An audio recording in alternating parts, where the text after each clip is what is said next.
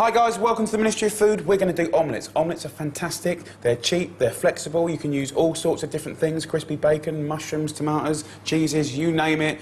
I think omelettes are the kind of thing that don't really get the sort of credit they're due actually. If they're cooked beautifully, they are incredible. They're cheap, eggs are one of the best forms of protein. Go free-range organic eggs, you'll be laughing. Personally, I use 3 eggs for a main course omelette. Just crack them in like this, get your egg, crack it on the side, open it up. If for any reason you've got shell in there, use the half of the shell to get the shell out. And if you try with your fingers, you'll be going like this all night and it won't work. So, pinch of salt and pepper. Like that. Some people put milk and cream, I don't at all. I've got a pan, the right size pan, about sort of 7 inches I guess. That's on a medium heat. Whisk up your eggs, just a little bit of oil. Extra virgin's obviously a nicer way to go. Knob of butter in there, let that start to melt. Give it a chivvy about in the pan. You want to coat the bottom of the pan like that. The great thing about omelettes and eggs is if you get the first one wrong, then learn from it, try it again, and just get it perfect. If it's too dark, cook it less. If it's too hard, cook it less. If it's too soft, cook it more. So, just going to turn that down a little bit there. You want it on about a medium heat. Don't rush it, otherwise, if you cook eggs too hard and too fast, you get this kind of horrible sort of crispiness to it, which we don't like. Now, for the first 20 seconds, you can bring in the egg from the sides like this, and where there's a gap there, don't worry, just tilt the pan, and then you can bring it in here, and then you can tilt the pan, just like this, right? And then after about 30 seconds,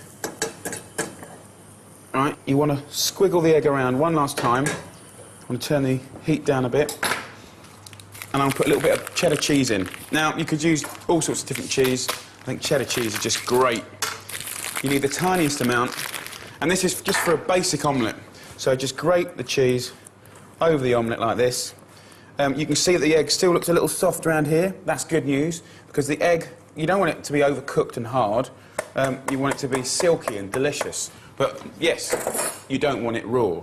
So just going to let it just tick over on a low heat now for about 40 seconds, just as this sort of softness of the eggs just start turning. You can just look at it, you can see it. You can see the egg change colour. Then you get your slice like this. You can just go around the edges. Don't sort of over-touch it, but just go around the edges and dislodge it. Non-stick pans for this, really essential, I think, unless you've got a good old cast iron one.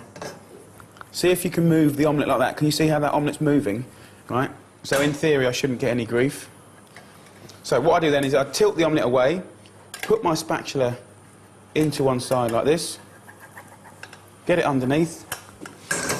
I don't want to overcook the omelette, and then just flap it, like that. That's all we want. And that is heavenly. You can see you've got a tiny bit of colour there, which is enough.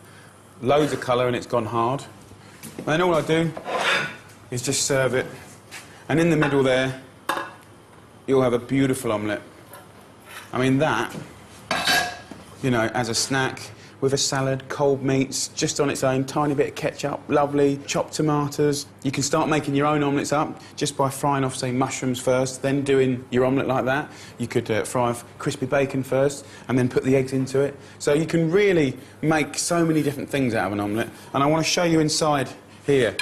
What you don't want is just like a load of cooked egg, because it's boring. What you want is that sort of fantastically soft, silky sort of inside. Can you see in there?